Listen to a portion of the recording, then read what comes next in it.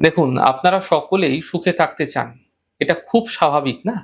তো মহালয়ার দিন এমন কিছু দান আছে যেটা করলে আপনি সারা বছর সুখী থাকতে পারবেন। এই উপায় অত্যন্ত সহজ, আপনারা সকলে করুন।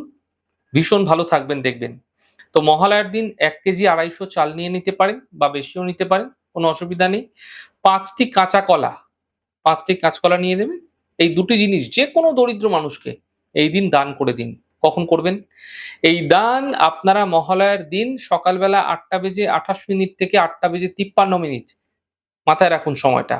৮ঃ০০ বেজে ২৮ থেকে ৮ঃ০০ বেজে ৫৩ মিনিট এই সময়কালের মধ্যে দান করুন।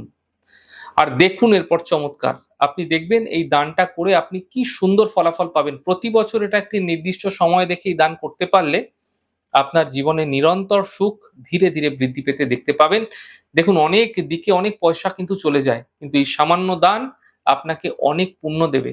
তাই এই সময় আপনারা কিছু বিশেষ ভালো কর্ম করুন, যার মাধ্যম দিয়ে আপনি এবং আপনার যারা উত্তরসূরি রয়েছে, তারা যেন কিছু ভালো ফল এবং পিতৃপুরুষের আশীর্বাদ সহজেই লাভ করতে পারে।